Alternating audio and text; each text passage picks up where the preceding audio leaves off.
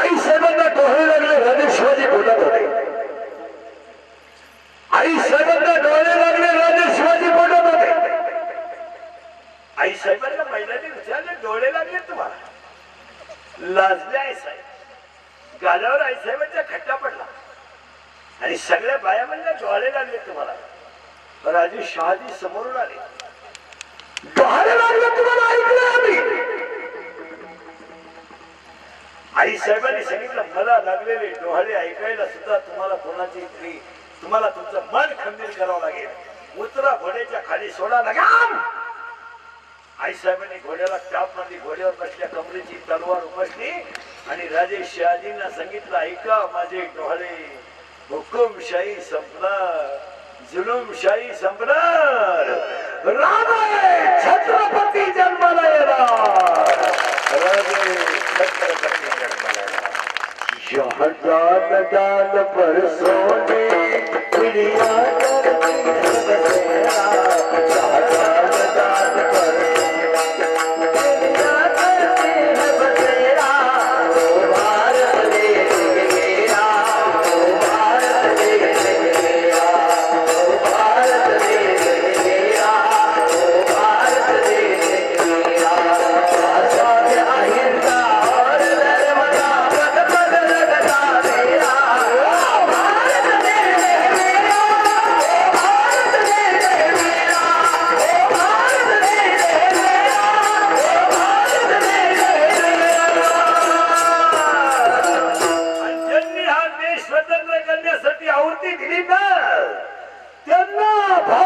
श्रद्धांजली वाहताना म्हणा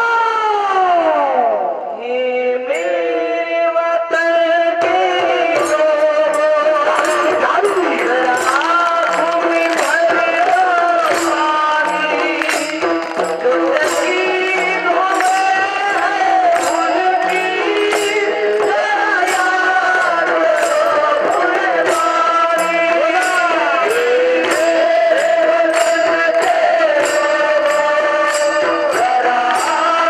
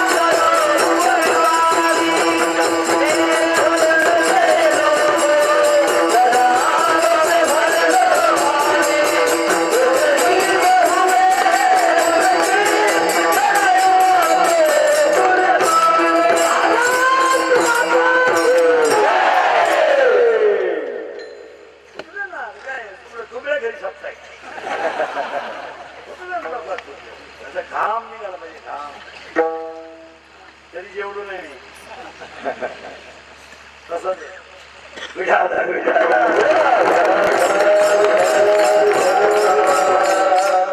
बाळ बाहेर यायचं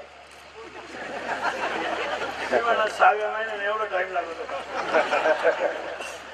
7व्या महिन्यात बाळाला 7 धातू येतात 8व्या महिन्यामध्ये बाळ पूर्ण होतं 9व्या महिन्यामध्ये त्या बाळाला मी मागच्या जन्मी कोण होतो पटकन पुरावा 9वा अध्याय मातेच्या उदर कोरी पथुनिष्ठेच्या दात्री उकळून 9 मासावरी आणि बाळ बाहेर येताना तिथं आजीबाई लागते बाळ बाहेर आल्या बरोबर आजीबाई हात ओला करते बाळावर शिपडते सारखं सावध होतं नंतर क्याव क्याव म्हणजे मी काहीतरी तुला काय घेणे मी आता बाहेर आलो बाळ बाहेर आलं बाळ बाहेर आलं तेव्हा 18व्या अध्यायामधली 100 नंबरची ओवी तयार झाली देहात या गावा आलिया जन्म मृत्यूच्या सोहळिया ना म्हणून धनंजया जयापडी आणि त्या बाळाच्या कपाळावर 7वी लिहायला आली तेव्हा 101 नंबरची ओवी तयार झाली ललाटीचे लिहिले काळे गोरे पण फिटवणीने आणि आजीनं बाळाला जेव्हा नाव ठेवलं तेव्हा 17व्या अध्यायामधली 329 नंबरची ओवी तयार झाली उपजली या बालकाशी रामने तयापाशी आणि त्या बाळाला तिला संसार तुले इंद्रिय हात पायाला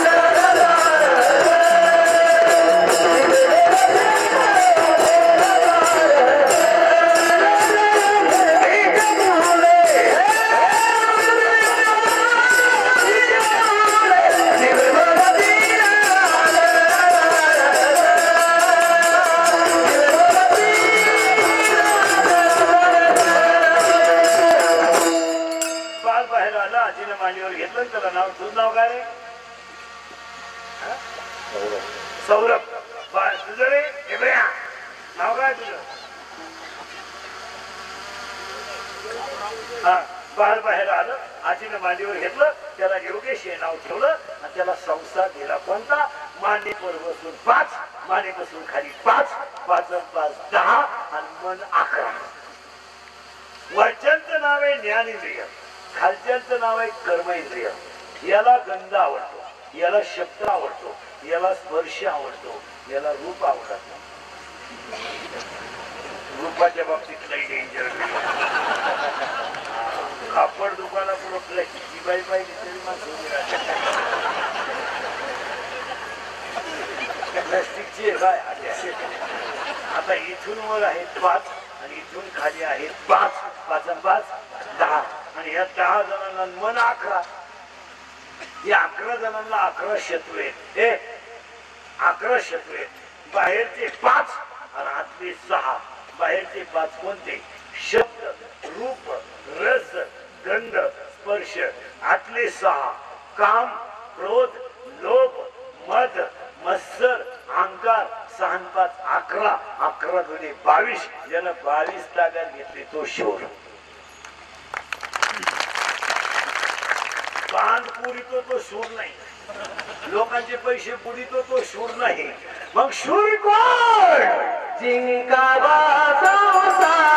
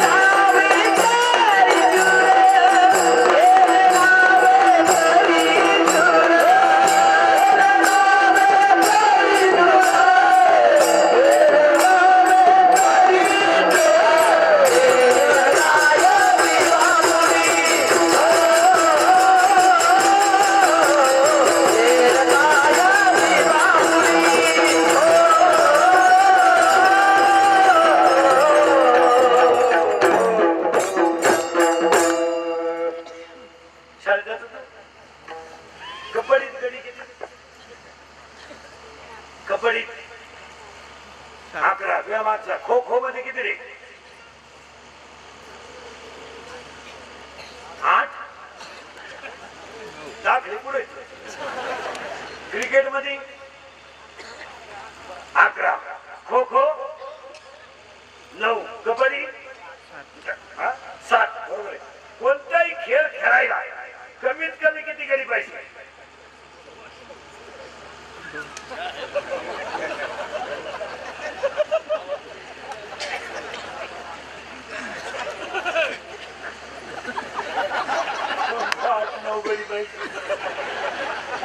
अरे कोणताही खेळ खेळायला कमीत कमी 2 गडी पाहिजे एक गडी हरला पाहिजे एक गडी ऐका आता एक जिंकणं याचा अर्थ ताब्यात घ्या ताब्यात आपण याला काय म्हणतो खेळ खेळताना टॉस म्हणजे त्याला आपण म्हणतो ना छापा काटा जर त्याची एंट्री तसं आहे ना मग कोणताही खेळ खेळायला 2 गडी तरी पाहिजे एक हारला पाहिजे एक जिंकला पाहिजे जिंकणे याचा अर्थ ताब्यात घेणे काय ताब्यात घ्या संसार किती जण 22 जण ताब्यात घ्या कोण एक 22 जणांची माहिती सांगतो एक कानाला चांगलं ऐकायची सवय लावा 2 याला कोणता स्पर्श करीत जाऊ नका गडी डेंजर आहे याला काही दाखवू नका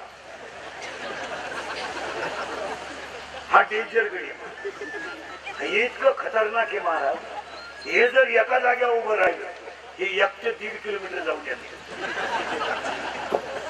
आणि याचं असं वैशिष्ट्य याला जर एखादी गोष्ट आवडली की उद्याला कामाला जायचं आणि सगळी हलकट याचं ऐकायचं गणित हे निघालं फिरायला यानं पाहिजे कलवली याला आवडली याला लगेच मनाला सांगितलं काय करू म्हणलं मेसेज करू मनानं केला मेसेज ती पोरगी होती पागल तिने केला मिस कॉल होतं कवरी क्षेत्राच्या बाहेर याच्या नव्हता बॅलन्स याने केला दुसऱ्या फोनवरून फोन तिच्या भावानं पाहिला नसा पोरगी पाहिली डोळ्यानं सल्ला दिला मनानं मार खाला अख्या गावानं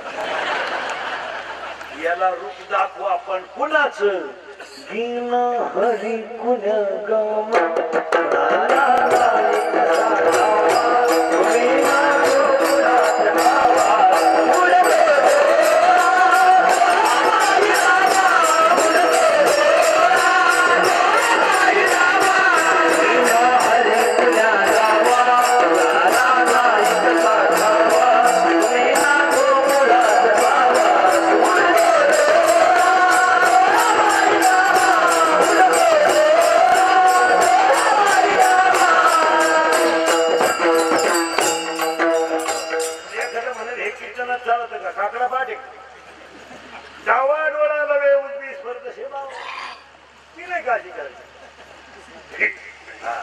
याला रूपात गुतवा याला स्पर्श नकोय याला रूपात गुतवा याला गंधात गुतवा याला भजनात गुतवा आणि याला गुतवलं ना यांना ताब्यात घ्या नकळत बायकोच्या अंगावर हात पडला रात्री तरी तोडून टाकला होता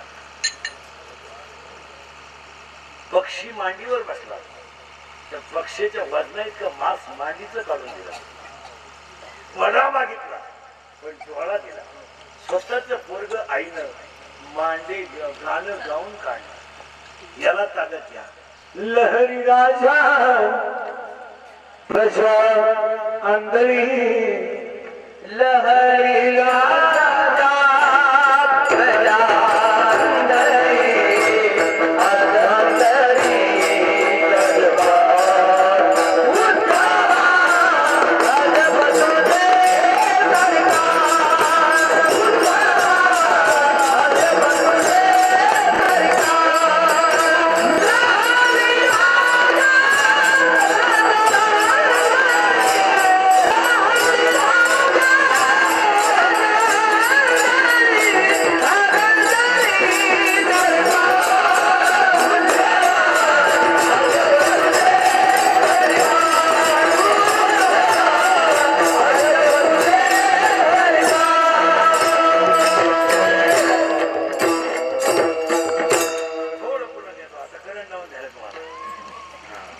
अख्खं कीर्तन तुम्ही अंतरंगात ऐकलं का बाह्य?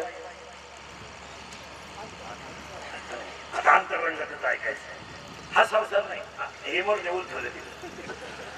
हा संसार याच्यात किती जण सांगितले?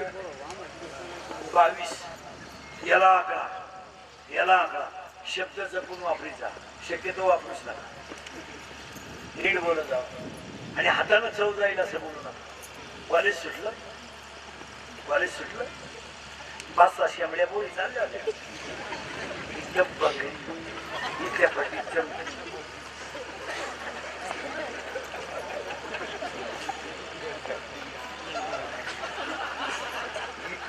चप्पल त्याच्यामध्ये 2-4 सांग आली. असा घाण वास, बघत पोचिड्या, दिशे गाडीनं उत्तम बघे. त्याच्यातलं एक पोऱ्या तिला काय म्हणतो बघ ते पोरीला पाहून, अरे अरे अरे चंद्र तर दिवसा उगला. त्याला पोरगी कशी दिसली? चंद्र पोर नंगाच होती. तिच्या बाई 2-4 पोरांनी कपाशीचं औषध ती म्हणली, पण घोबडाला दिवसा दिसलं कसं?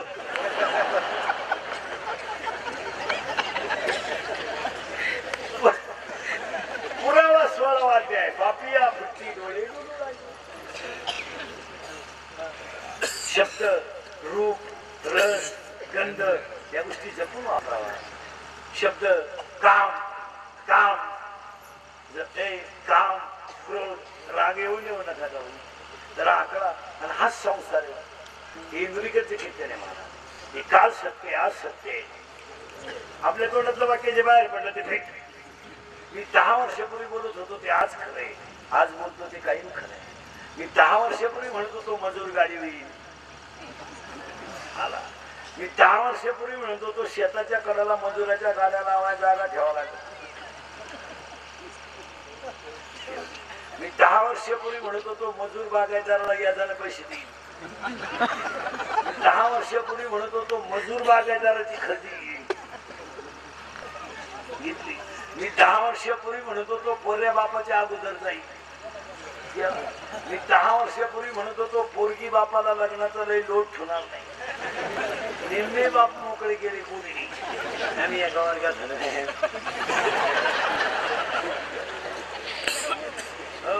मी 10 वर्षापूर्वी म्हणत होतो बहीण भावाला कचेरीत खेचील, हे खेचलं.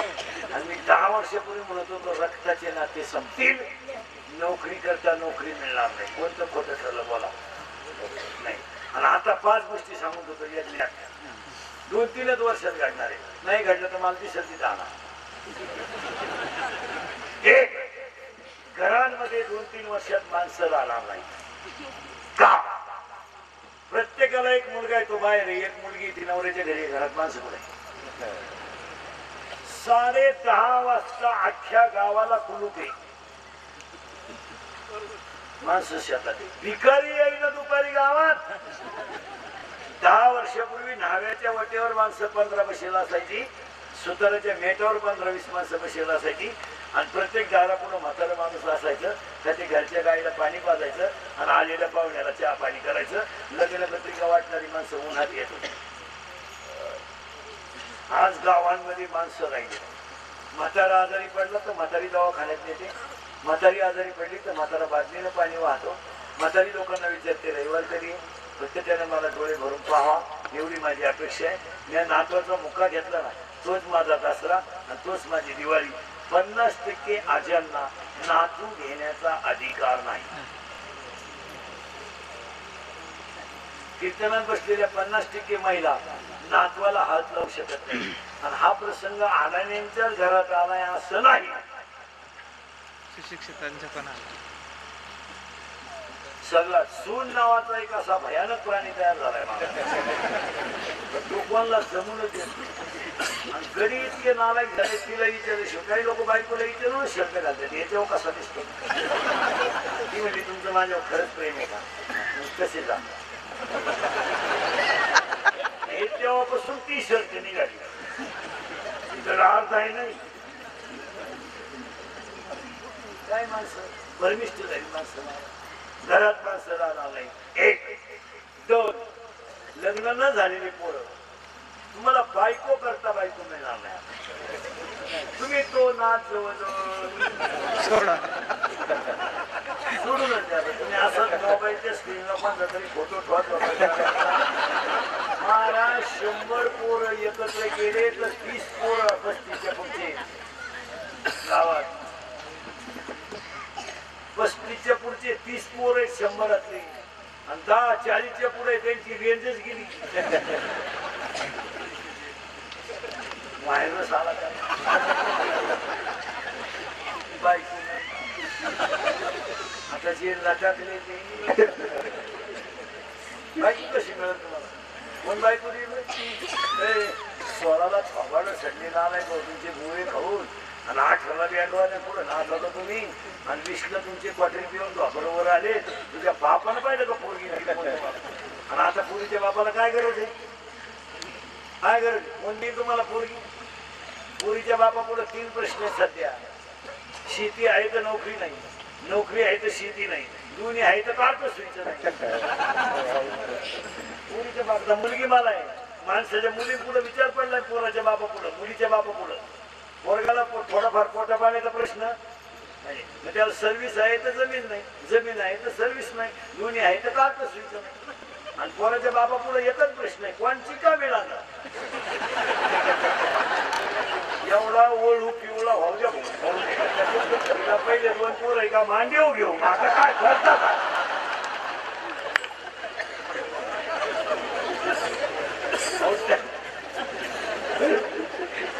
त्या खुंदिलेल्या पोरी सुद्धा धनाधन करायला महाराज एजंट झाले. आता लग्न जमावण्यामध्ये एजंट नाही झाले नाही. 3 लाखात तुला नवरी आणून देतो, मुलीच्या बापाला 2 लाख देतो, याला नवरी घेऊन येतो शंकर देवळा देतो. म्हणतो कोणतंही देऊळ घे गोठ्यात घे पण घे. बायका अरे पोरण बायका द्यायला हरकत नाही, तुम्हाला स्वतःच पोट भरायची अडचण नाही. आणि मला एक सांगा, लोकांची थोडी तक्रार आहे बाईला म्हणलं का मुलीचा बाप फार चौकशी करतो बा. आता सांगा बाईला म्हणलं मी तुमच्या मुलासारखं आहे, त्याने ते का करू नये? का आज 20 वर्ष तळहाताच्या फळाप्रमाणे मुलगी जपली आहे, बिचारीनं बायकोच्या गळ्यात आणि उद्या तो गेलो त्या मुलीला हा धारपणाच आहे. बिचारा बाप मुलीची काळजी करणं साहजिकच आहे ना. काही लोक म्हणले तो लई चौकशी करू करायलाच पाहिजे आणि बिचाऱ्याला रक्ताचा गोळा द्यायचा आहे. आज मला एक सांगा माहिती बघा, जर मुलीचा बाप गेला ना महाराज, आईन बाप गेले नाही, मुलीला माहेर हे वर्ग आहे, आधाराचं नाही. कुणाचं लग्न आलं तर आधी पत्रिका तर राहायचं, सगळ्यांना भेटायचं. मग काय मुकामाचा आग्रह का, जेवणाचा आग्रह का? अहो ते करणारे 2च देव होते आपले, आई आणि शेजारच्या. लग्नाला जरी मुलगी आली तर आईनं म्हणायचं येडेवाडी करू नको, 3 वाजले आजच्या दिवस राहू जाय, सकाळी लवकर राहाय. आईनं गप्पा हाणायच्या, तिला काय लागल ते पापड बनवायचे म्हणजे तर रातभरात आम्हा तरी जागून पापड बनवून द्यायची. आता हे दिवस राहिले का महाराज? आज मुलीची बाजू नाही अवघड आहे महाराज. मुलीचा आईबाप जर गेले ना महाराज आणि ज्या समोरच्या अवलंबी जर सोयीच्या नाही नेला कार्यक्रम उरफाट आहे महाराज. लग्न करून पश्चात अहो मुलगी तहसीलदार आहे, तिला त्या बापातला पोरगा नको. मग ती 90% मार्क आहे, लाल दिवा आहे तिच्या ताब्यात, तालुका आहे, मग तिला 95% पोरगा नको. तुमच्यापैकी कोणाला 95? बोटवर कर एका मिनिटात बाईक मला हलवून सुद्धा देऊ नको, लगेच घे बाईक. आता तुझी 48ची अगरबत्ती करू बाईक. आता तुम्हाला एकच पर्याय आहे, मामाची मामीची मामा मुलगी आहे मी आला तिला मामाला आहे का किती? 2 तुला भाऊ किती आहे? तुम्ही 2 आहे. कन्या मामाला आहे का किती? 3. 2च आहे का तुझ्या मामाला?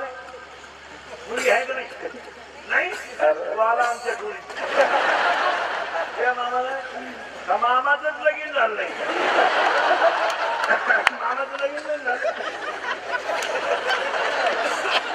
मामाचं मोकळं हिंडत नाही काय?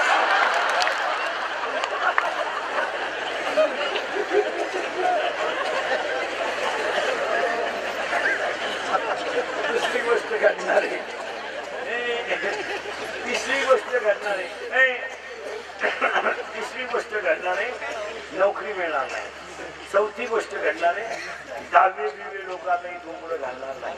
दहाव्याचं सुद्धा पॅकेज निघणार बांधणार. पॅकेज कावळाही तू चाल, भातही तू शिजव, चमनही तूच कर. तुला नाही कोणी भेटलं ज्याचं प्रवचन तुला त्याचा कर.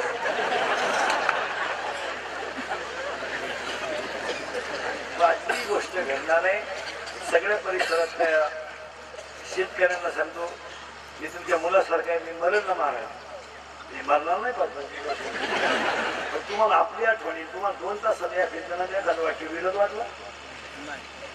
पाया पडतो शेतकरी वर्गाच्या पाया. काळ्या आईवर नाराज होऊ नका, शेतीला जपा. एक वाक्य सांगू, सध्या लोक शेतकऱ्याला मुलगी देत नाही, सर्व्हिसवाल्याला देतात. एक 5 वर्ष थांबा, लोक शेतकऱ्याला मुलगी देतील, सर्व्हिसवाल्याला देणार नाही. का शासन आणि केंद्र शासन सोडतात, कोणत्याच नोकरीत दम नाही. कंपन्यांचा तर कार्यक्रम जवळजवळ मिटला.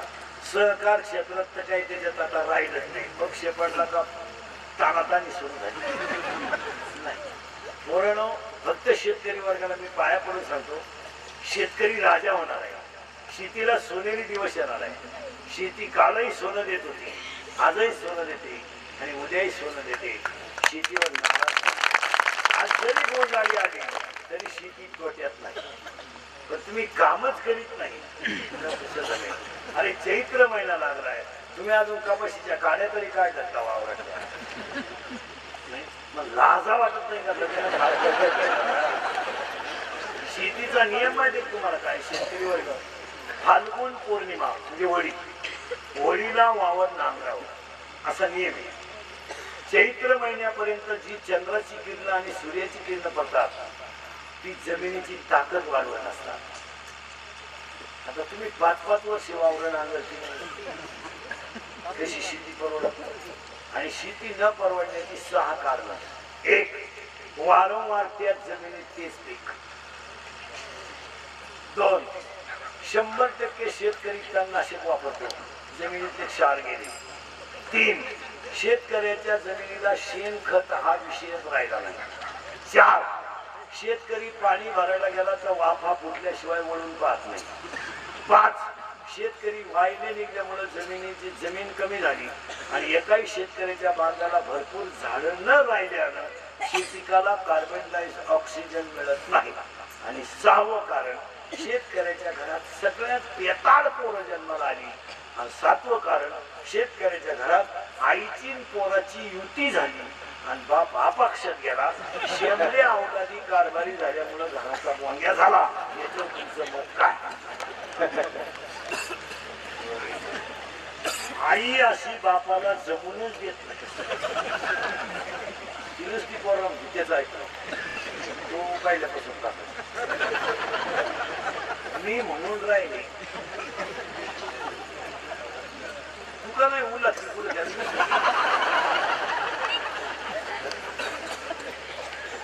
अहंकार घालवा आणि मला घुमवायचं का नाही. मला उभं राहिलं भांडणार. अहंकार घालवा, गळ्यात माळ घाला आणि यज्ञाच्या सगळ्यांना शुभेच्छा. मी तुमचं तुम्हाला बोललंच पाहिजे. फक्त मी किती बोललो तरी तुम्ही सुधारायचं नाही. एकदा प्रेमानं भजन करा.